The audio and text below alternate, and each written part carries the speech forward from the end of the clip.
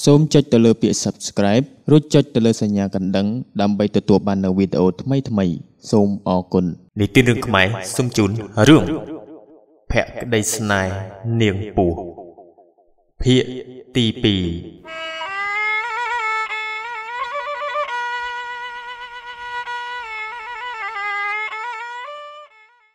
បន្ទាប់ពីប៉ាងប្រមូលផលដំណាំលក់ឲ្យឈ្មួញបានប្រាក់កម្រៃអស់ហើយមកគេនឹងនឹមនួនក៏បានចាក់ចេញពីខ្ទមស្រែត្រឡប់មកស្នាក់នៅជុំជាមួយនឹងនាងច័ន្ទនិងនាយយ៉ាននៅឯផ្ទះនៅក្នុងភូមិវិញតាំងតែពីនឹមនួនចូលមករស់នៅជុំគ្នាកិច្ចការសពគ្រប់មិនថាកិច្ចការក្នុងផ្ទះគឺនាងនឹមនួនជាអ្នកទទួលរ៉ាប់រងទាំងអស់អ្នកដែលនៅក្នុងភូមិគ្រប់គ្នាសុទ្ធតែបានដឹងថាប៉ាងបានរៀបការប្រពន្ធរួចទៅហើយតែពួកគេកម្រនឹងបានឃើញមុខនឹមនួនខ្លាំងណាស់ព្រោះតែនាងចូលចិត្តសំងំនៅក្នុងផ្ទះជាជាងចាកចេញខាងក្រៅឲ្យគេបានឃើញមុខចំណែកឯយ៉ានវិញដោយហេតុតែជាមនុស្សមានមួយមិនស្កប់ចេះតែសម្លឹងមើលមុខប្អូនថ្លៃរបស់ខ្លួនជាប់រហូតតែគ្រប់ពេលដែលគេសម្លឹងមើលនាងនឹមនួនម្ដងនាងច័ន្ទចេះតែតាមតន់ហើយក៏បានរករឿងគំរាមគេមិនឲ្យធ្វើរឿងផ្ដេសផ្ដាសនោះឡើយនឹមនួនបានដឹងអំពីអត្តចរិតមនុស្សនៅក្នុងគ្រួសារនេះទាំងអស់តាំងពីនាងបានឃើញដំបូងមកម្លេះតែនាងឥតនិយាយស្ដីអ្វីឡើយទោះបីជានាងច័ន្ទរកលេសប្រើឋានៈជាបងថ្លៃប្រគល់ការងារផ្ទះមកឲ្យនាងធ្វើទាំងអស់ក៏នាងព្រមធ្វើដោយឥតប្រកែកអ្វីដែរគឺនៅទ្រាំទទួលបន្ទុកការងារតែម្នាក់ឯងដោយខ្លាចគេចាប់បានទោះបីជានឹមនួនចេះនៅមុនវិជាការជប់អ្វីក៏ដោយក៏នាងមិនបានយកវាមកប្រើប្រាស់នោះឡើយព្រោះនាងច័ន្ទដែលជាបងថ្លៃនោះចេះតែសង្កេតមើលនាងជារៀងរាល់ថ្ងៃនារាត្រីកាលដ៏ស្ងប់ស្ងាត់មួយមនុស្សម្នានៅក្នុងផ្ទះក៏បានចូលនិន្ទ្រាលងលក់នៅក្នុងដំណេកអស់នៅសល់តែហ្វូងចង្រិតនៅយំជ្រែកនៅខាងក្រៅផ្ទះនឹមនួនស្រស់ស្រីបែរជារសាប្រសល់គេងមិនលក់សោះឡើយ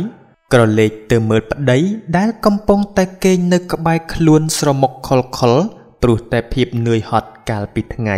នាងងើបអង្គុយហើយក៏នៅតែមានអារម្មណ៍មិនសុខ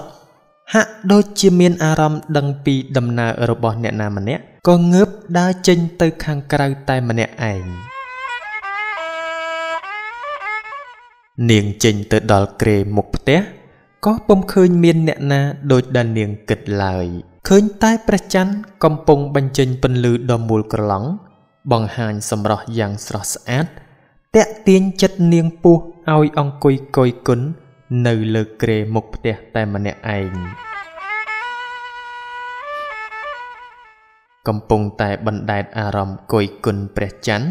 ក៏ស្រាប់តែមានសំឡេងមួយបន្លឺពីខាងក្រោយនាងថាចៅពស់មិនក៏ហ៊ានចេញពីលអាំងដោយគ្មានការអនុញ្ញាតពីតាអញ្ចឹងនេះជាសំឡេងរបស់លោកសច្ចាំងអញ្ចឹងហើយទើបបានជាថ្ងៃនេះនាងពស់នៅមិនសុខដោយសារតែដឹងអំពីដំណើររបស់លោកសច្ចាំងមកនាងពស់មានការផិតភ័យបន្តិចដែរពេលដែលឃើញលោកតាសច្ចាំងមករកនាងដល់ផ្ទះយ៉ាងនេះម្យ៉ាងខ្លាចអ្នកផ្ទះខ្លួនដឹងផងក៏លុតជង្គង់នៅចំពោះមុខលោកសច្ចាំងរួចក៏និយាយថាលោកតាចៅខុសហើយសូមលោកតាអត់អន់ទោសឲ្យចៅផងចុះសូមតាមិនបាច់និយាយទេតាដឹងអស់ហើយចៅឯងមិនបាច់ភ័យទេទោះបីជាយើងទាំងពីរនាក់និយាយគ្នាអ្វីក៏ដោយក៏គ្មានអ្នកណាដឹងឮដែរតាមមុខនេះគ្រាន់តែចង់ប្រាប់ចៅឯងថាចៅឯងពុំគួររស់នៅទីនេះទេពិភពលោកនេះគួរឲ្យខ្លាចណាស់ចៅគួរតែត្រឡប់ទៅវិញជាមួយនឹងតាបើចៅព្រមទៅតានឹងលុបការចងចាំរបស់ពួកគេចោលទាំងអស់ឲ្យធ្វើដូចម្ដេចទៅលោកតាមួយរយៈកាលកន្លងមកនេះចៅលងស្រឡាញ់គាត់ខ្លាំងណាស់គាត់អាចបំភ្លេចចៅបានតែចៅមិនអាចបំភ្លេចគាត់បាននោះទេ គ្រាន់តែគិតដល់ក៏មានអារម្មណ៍ថាឈឺចាប់ណាស់លោកតាអើយសូមលោកតាអនុគ្រោះដល់ចៅផងទៅចៅពូអើយជីវិតនៅលើផែនដីនេះតែងតែមានកំណត់របស់វាការបែកបាក់ការបាត់បង់ការប្រត់ប្រាស់ជៀសមិនផុតនោះទេទោះថ្ងៃនេះមិនបែកថ្ងៃស្អែកក៏គង់តែនឹងបែកដែរចៅមិនទាន់យល់ពីវាទេចៅឯងគួរតែដឹងច្បាស់ហើយថាទម្រាំតែបានក្រឡាខ្លួនទៅជាមនុស្សនេះចៅត្រូវសន្សំបុណ្យបារមីអស់រាប់ពាន់ឆ្នាំចៅមិនគួរប្រើជីវិតជាមនុស្សធម្មតានោះទេគួរតែក្លាយទៅជាទេវតានៅថែរក្សាក្នុងព្រៃហើយរស់នៅជាមួយនឹងធម្មជាតិដ៏ស្រស់ស្អាតទាំងអស់នោះវិញទៅសម្រស់របស់ចៅឯងនៅតែក្មេងស្រស់ស្អាតជានិរន្តរ៍តើចៅឯងអាចទ្រាំឃើញមនុស្សដែលនៅក្បែរចៅទាំងអស់រួមទាំងប្តីរបស់ចៅផងចាស់ស្លាប់ម្ដងម្នាក់បានដែរអីដឹងដែរទេរឿងបែបនេះគឺគួរឲ្យឈឺចាប់ជាងរឿងដែលចៅនិយាយអំបញ្ញមិញនោះទៅទៀតតើដឹងថាចៅបានកុហកប្តីរបស់ចៅដើម្បីបានមករស់នៅជាមួយគេមិនយូរមិនឆាប់គេនឹងដឹងរឿងរបស់ចៅអស់ហើយបើគេដឹងថាចៅជាសត្វពស់តើគេព្រមរស់នៅជាមួយនឹងចៅទៀតទេដល់ដំណាក់កាលនេះទៅហើយចៅសាឡបងហើយលោកតាបើទោះបីជាវិជ្ជាចាប់ប៉ុណ្ណាក៏ចៅព្រមទទួលដែរព្រោះចៅមិនអាចបង្ខំចិត្តឲ្យបំភ្លេចប្តីរបស់ចៅបានឡើយបើពិតដូចជាពាក្យលោកតានិយាយពិតមែនចៅគង់តែត្រឡប់ទៅរកលោកតាវិញទេលោកតាគួរតែឲ្យចៅស្គាល់ពិភពមនុស្សសិនទៅហើយណាហើយតាមតែចិត្តឯងចុះតាមិនបង្ខំចៅឯងទៅជាមួយតាវិញទេតាមុខនេះគ្រាន់តែចង់ដាស់តឿនចៅមុននឹងចូលទៅភាវនាធម៌វិញតែប៉ុណ្ណោះតែរក្សាខ្លួនផងចៅពស់ព្រោះតាប្រមើលមើលទៅឃើញថាមានមាចិត្តបិសាចមកយាយីជីវិតចៅខំសាងតែអំពើល្អទៅព្រោះអំពើអាក្រក់វាមិនឈ្នះអំពើល្អទេចូលចាំថាគុំសម្លាប់ជីវិតគេឲ្យសោះទោះបីជាអ្វីក៏ដោយបើចៅសម្លាប់ជីវិតអ្នកណាម្នាក់ហើយនោះចៅនឹងក្លាយទៅជាបិសាចហើយបុណ្យបារមីដែលចៅសន្សំមករាប់ពាន់ឆ្នាំក៏នឹងក្លាយទៅជាឥតការអាសាបង់ដែរនៅឲ្យបានសុខតាមបំណងចៅចុះតាត្រឡប់ទៅវិញហើយអរគុណចំពោះបំណងល្អរបស់លោកតាចៅនឹងចងចាំពាក្យរបស់លោកតាជានិច្ចហើយនឹងតូចឯនេះចំណាស់ខំនៅជាមួយគ្នារាប់រយឆ្នាំណាស់មកហើយសង្ឃឹមថាពេលបានក្រឡាខ្លួនទៅជាមនុស្សតាបានឃើញមុខចៅមុនគេតែចៅបែរជារត់ចេញមកក្រៅមកឲ្យប្រុសស្នេហ៍ឃើញមុខមុនតាទៅវិញមិនទាន់ដឹងអីផងបែរជាចេះមានស្នេហាទៅហើយចៅឯនេះអ្នកបួសដូចតាពិតជាមិនយល់ទាល់តែសោះនិយាយបានតែប៉ុណ្ណេះលោកសច្ចាំងក៏បំបាំងខ្លួនចេញពីទីនេះទៅរីឯមុនសណ្ដំទាំងឡាយក៏បានសាបរលាបពីអ្នកទាំងអស់គ្នានោះប៉ាងភ្ញាក់ឡើងបាត់មិនឃើញប្រពន្ធនៅដេកចិត្តខ្លួនក៏ងើបដើររកប្រពន្ធលុះចេញមកក្រៅក៏បានឃើញប្រពន្ធអង្គុយតែម្នាក់ឯងគេក៏យកភួយមួយមកដណ្ដប់ឲ្យនាងនួនអូនយប់ជ្រៅហើយម្ដេចមិនចូលទៅគេងទៀតនៅខាងក្រៅរងាណាអូនគេងមិនលក់ទេក៏ចេញមកលំហែអារម្មណ៍នៅខាងក្រៅឥឡូវលេងអីហើយបោះបង់យើងចូលទៅក្នុងផ្ទះសម្រាប់វិញទៅអូនមានអីមិនស្រួលនៅក្នុងចិត្តមែនទេប្រាប់បងមកក្រែងបងអាចជួយបានខ្លះឬមួយក៏បងស្រីប្រើអូនឲ្យធ្វើការធ្ងន់ធ្ងរពេកការងារប៉ុណ្ណឹងមិនមែនជាបញ្ហាសម្រាប់អូនទេអូនមិនអីទេបងយើងឆាប់ចូលទៅគេងវិញទៅប្រយ័ត្នភ្ញាក់បងតែអូនប្រាប់ហើយថាមិនអីទេនាងពោះយកដៃខ្ទប់មាត់ប្តីកុំឲ្យនិយាយតទៅទៀតហើយក៏នាំប៉ាងចូលទៅសម្រាកវិញទៅស្នេហារបស់ប៉ាងនិងនាងពោះចេះតែល្អោកល្អឿនពីមួយថ្ងៃទៅមួយថ្ងៃសេចក្តីស្នេហាដោយមិនគិតពីរូបសម្រស់របស់នាងពោះបានឆក់យកដួងចិត្តរបស់ប៉ាងឲ្យស្រឡាញ់ងប់ងល់ទៅលើនាងពោះដកចិត្តមិនរួចមុននឹងចេញទៅក្រៅម្ដងប៉ាងតែងតែនិយាយបងវែងកុំឲ្យនាងពោះចេញទៅក្រៅមាត់ចេះតែនិយាយថាមិនចង់ឃុំប្រពន្ធនៅក្នុងផ្ទះនោះទេព្រោះខ្លាចនាងគិតថាខ្លួនបំបិទសិទ្ធិសេរីភាពរបស់នាងតែនៅក្នុងចិត្តរបស់គេ ចង់តែយកសោមកចាក់ឃុំប្រពន្ធដ៏សែនស្អាតរបស់គេឲ្យចិត្តកុំឲ្យមានអ្នកណាឃើញព្រោះខ្លាចគេដណ្ដើមនាងយកទៅបាននៅក្នុងភូមិនេះមានបុរសម្នាក់ដែលជាកូនអ្នកមានស្ដុកស្ដំជាងគេមានឈ្មោះថាបុត្រនាយបុត្រម្នាក់នេះមិនមែនជាមនុស្សល្អអ្វីនោះឡើយគេមានបពុបនភឿនជាច្រើនចាំអែបអបហើយបនលបែងនឹងទៀមស្រាធំទាំងប៉ុន្មាននៅក្នុងភូមិសុទ្ធសឹងតែជារបស់គេថែមទាំងជាម្ចាស់បំណុលរបស់ពួកអ្នកភូមិហើយតែងតែចម្រិតទារប្រាក់ពីពួកអ្នកភូមិដោយមិនគិតថាអ្នកនោះរកបានឬក៏អត់នោះទេថ្ងៃមួយយ៉ានដែលជាប្តីរបស់នាងច័ន្ទចាញ់លបែងភ្នាល់មាន់ហើយបានជំពាក់បំណុលថ្លៃស្រានាយបុត្រនេះយ៉ាងច្រើនដោយគ្មានប្រាក់សម្រាប់សងបំណុលគេកូនចៅរបស់នាយបុត្រក៏បានចាប់នាយយ៉ានហើយវាយដំធ្វើបាបយ៉ាងចាស់ដៃនាយបុត្របានឲ្យកូនចៅទៅប្រាប់នាងច័ន្ទថាបើនាងគ្មានប្រាក់លួសនាយយ៉ាននោះទេគេនឹងសម្លាប់នាយយ៉ានចោលភ្លាមនៅក្នុងផ្ទះមិនមានប្រាក់សូម្បីតែមួយសេនព្រោះនាយយ៉ានបានលួចយកប្រាក់ដែលប៉ាងខំរកទាំងប៉ុន្មានយកទៅលេងល្បែងអស់ចំណែកឯថ្ងៃនោះដែរប៉ាងក៏មិននៅផ្ទះទៀតដោយមិនមានប្រាក់ទៅលួសប្តីនាងច័ន្ទក៏អស់សង្ឃឹមយ៉ាងខ្លាំងហើយក៏ទៅអង្គុយយំនៅក្រោមផ្ទះតែម្នាក់ឯង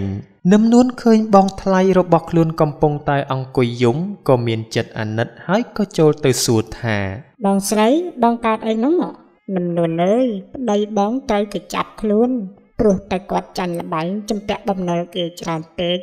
បើបងមិនមានប្រាក់ទៅសងគេទេគឺនឹងសម្លាប់ប្តីបងចោលហើយទុករបស់អ្នកផ្ទះប្រៀបបានជាទុករបស់ខ្លួនដោយមិនចង់ឃើញទឹកភ្នែករបស់បងស្រីនឹមនួនក៏ឡើងទៅលើផ្ទះរួចក៏លើកដៃប្រណម្យជប់ខ្សែកមាសមួយខ្សែចេញមកហើយចុះទៅក្រោមវិញប្រគល់ខ្សែកនោះឲ្យទៅនាងច័ន្ទហើយណាបងយកខ្សែកនេះទៅលើបងយ៉ានមកវិញមកនាងច័ន្ទឃើញខ្សែកមាសនៅក្នុងដៃនឹមនួនក៏សួរឡើងថា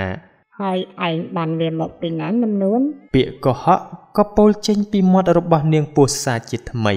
នេះគឺជាខ្សែកដែលជាគេដំណើរបន្សល់ពីម្ដាយរបស់ខ្ញុំលាក់វាទុកយូរមកហើយដែរប៉ុន្តែមិនដែលឲ្យពួកបងដឹងទេបងយកវាទៅលក់ទៅខ្សែកនេះមានតម្លៃថ្លៃជាងប្រាក់ដែលប្តីរបស់បងជំពាក់គេទៅទៀតពួកបងគួរតែឈប់ទៅលេងល្បែងអីអស់ហ្នឹងទៅ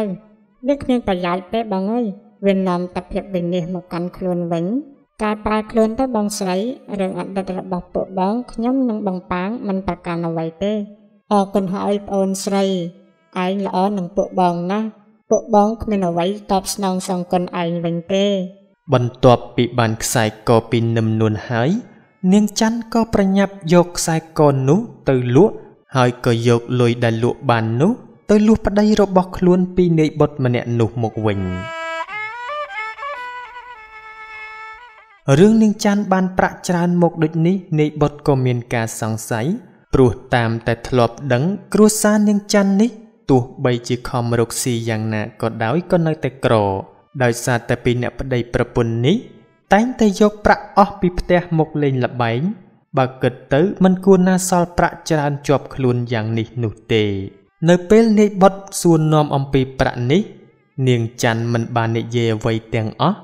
ហើយក៏នាំប្តីរបស់ខ្លួនត្រឡប់ទៅផ្ទះវិញទុកឲ្យនាយបុត្រនៅមានចម្ងល់មិនចេះចប់នៅក្នុងចិត្តមនុស្សអើយមនុស្សពេលដែលចាប់ប្តីគេមក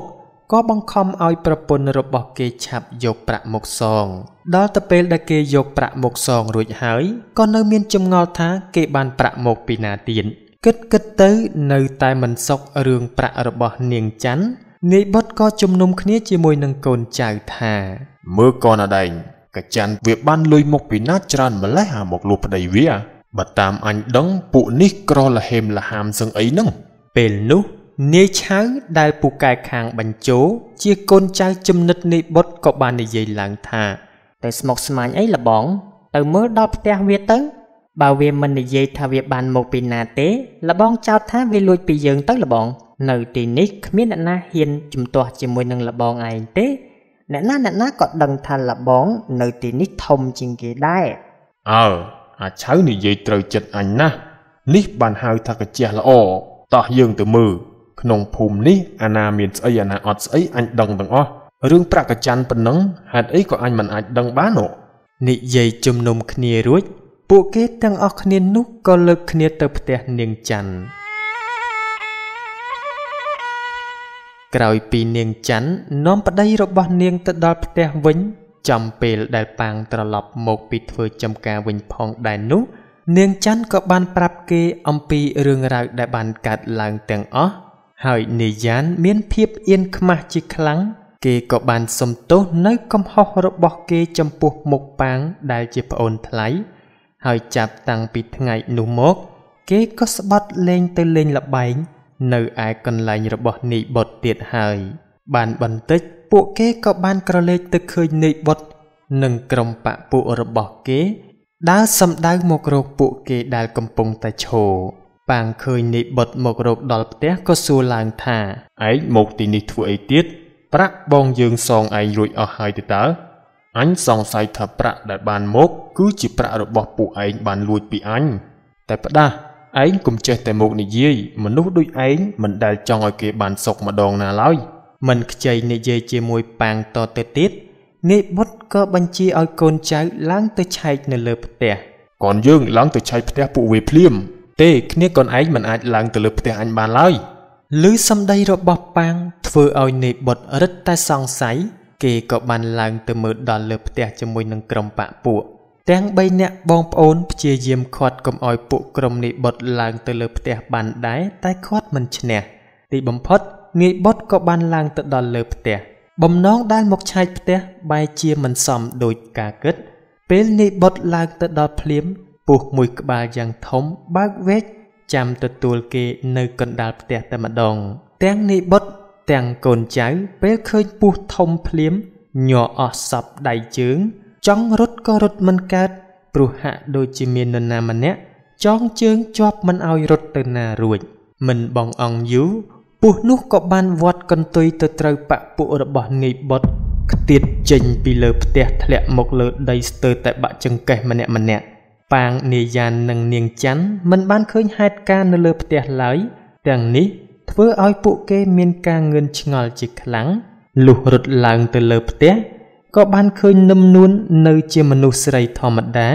តែរឿងដែលចម្លែកនាយបុត្រត្រូវពស់វត្តមួយទំហឹងធ្លាក់ពីលើផ្ទះមកលើដីក៏មិនអីក៏ព្រោះតែនាងពស់មិនមានចេតនាសម្លាប់គេនោះឡើយនាយបុត្រងើបឡើងអើតទៅមើលលើផ្ទះម្ដងទៀតដើម្បីមើលពស់នោះក៏មិនឃើញពស់នោះសោះតែបែរជាឃើញស្រីស្អាតម្នាក់ឈរនៅក្បែរប៉ាងទៅវិញឃើញភ្លាមគេក៏រៀងភ្លឹកសម្រស់នាងដែរតែដោយគិតថាមិនស្រួលគេក៏នាំកូនចៅដកថយទៅក្រោយសិនស្លេះអំពីរឿងរបស់ពួកគេទាំងអស់នេះសិនហើយមកនិយាយអំពីនាងមេធ្មប់ពីរនាក់ដែលនាងកាឡាបញ្ជូនមកគឺនាងក្អែកខ្មៅនិងនាងធ្មប់កាចឯនេះវិញក្រោយពីពួកនាងបានស៊ើបដឹងដំណឹងរបស់នាងពស់បានហើយទាំងពីរនាក់ក៏បានក្រឡាខ្លួនទៅជាស្រីស្អាតពីរនាក់ដែលមានសម្រស់មិនចាញ់នាងពស់ប៉ុន្មាននោះទេដើរចូលទៅក្នុងភូមិស្រុកនោះក្នុងនាមជាអ្នកស្រុកចំណូលថ្មីកាលនៅជាសិស្សរបស់នាងធ្មប់កាឡានាងក្អែកខ្មៅនិងនាងធ្មប់កាចនេះមិនសូវជាត្រូវគ្នាប៉ុន្មាននោះទេព្រោះកាលដើមឡើយមេធ្មប់កាឡាគឺមានតែនាងក្អែកខ្មៅម្នាក់តែប៉ុណ្ណោះដែលជាសិស្សផងនិងជាបរិវារផងនាងក្អែកខ្មៅមានចិត្តស្មោះស្ម័គ្របម្រើនឹងនាងមេធ្មប់កាឡាជាងនាងធ្មប់កាចក្រោយមកនាងធ្មប់កាចក៏បានក្លាយទៅជាសិស្សរបស់នាងមេធ្មប់កាឡាម្នាក់ទៀតធ្វើឲ្យគម្លាតក្តីស្រឡាញ់រវាងគ្រូនិងសិស្សរបស់នាងក្អែកខ្មៅ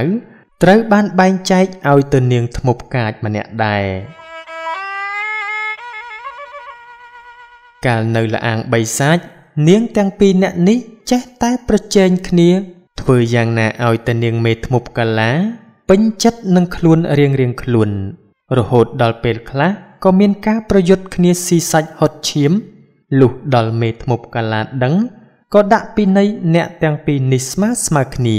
ក្រោយមកមេធ្មប់កាឡាក៏បានបញ្ជាឲ្យនាងទាំងពីរអ្នកនោះទៅបំពេញភារកិច្ចរួមគ្នានាងមេធ្មប់កាឡាបានគំរាមថាបើអ្នកណាធ្វើកិច្ចការមិនបានល្អនោះទេនាងនឹងសម្លាប់ចោលដោយចង់ឲ្យដៃគូរបស់ខ្លួនស្លាប់និងចង់សម្រេចភារកិច្ចឲ្យមេធ្មប់ទៀតនោះ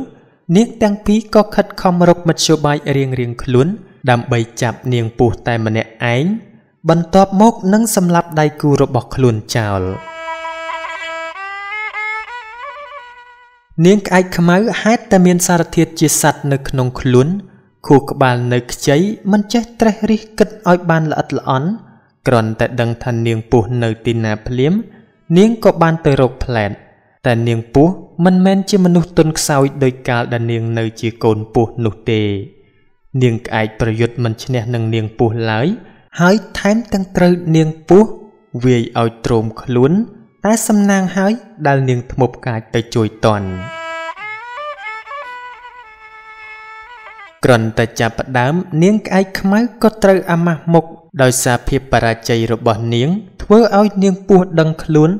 ហើយថែមទាំងត្រូវនាងធ្មប់កាចសើចចំអកព្រោះតែភាពល្ងង់ខ្លៅរបស់នាងទៀតផងដោយវេទមន្តនិងមហិទ្ធិឫទ្ធិរបស់អ្នកទាំងពីរមិនអាចយកឈ្នះនាងពស់បានពួកនាងក៏ឈប់ឆ្លោះគ្នាមួយរយៈសិនហើយបានរៀបចំល្បិចកលចាប់នាងពស់វិញ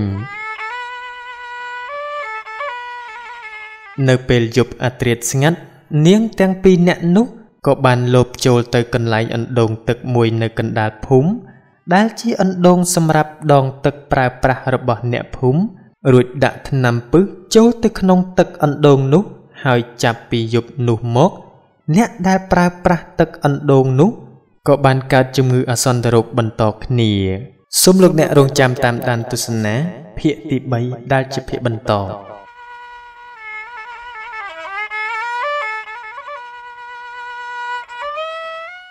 លោកអ្នកទស្សនាជាទីរាប់អានរឿងភក្តីស្នេហ៍នាងពស់សូមឆ្លេះត្រឹមតែប៉ុណ្ណេះសិននិទានរឿងខ្មែរជា Channel ដែលផលិតរឿងនិទានជាភាសាខ្មែរជាពិសេសគឺរឿងខ្មោចនិងរឿងអប់រំផ្សេងៗបើលោកអ្នកចង់តាមដាននៅរឿងទាំងនោះសូមកុំភ្លេចចុចទៅលើពាក្យ Subscribe ហើយដើម្បីកុំឲ្យខកខាននៅរឿងនិទានថ្មីៗសូមកុំភ្លេចចុចទៅលើសញ្ញាកណ្ដឹងបើលោកអ្នកពេញចិត្តនៅរឿងនិទានរបស់ Channel និទានរឿងខ្មែរសូមកុំភ្លេចចុច Like និងចុច Share ដើម្បីចែករំលែកនៅរឿងទាំងនោះទៅដល់មិត្តភ័ក្តិនិងក្រុមគ្រួសារបើលោកអ្នកចេះនិពន្ធរឿងនិទានថ្មីៗចង់បង្ហាញស្នាដៃសូមផ្ញើរឿងទាំងនោះទៅកាន់ Facebook Page របស់ Channel និទានរឿងខ្មែរដែលមានឈ្មោះថានិទានរឿងខ្មែរសូមជូនពរលោកអ្នកឲ្យជួបប្រទះទៅនឹងសេចក្តីសុខសេចក្តីចម្រើនរកទទួលទានមានបានគ្រប់ក្រុមគ្រួសារមានដំណើរកម្សាន្តទៅទីជិតទីឆ្ងាយសូមឲ្យជួបតែសុខសុវត្ថិភាពខ្ញុំបាទសូមអរគុណនិងសូមគោរពលា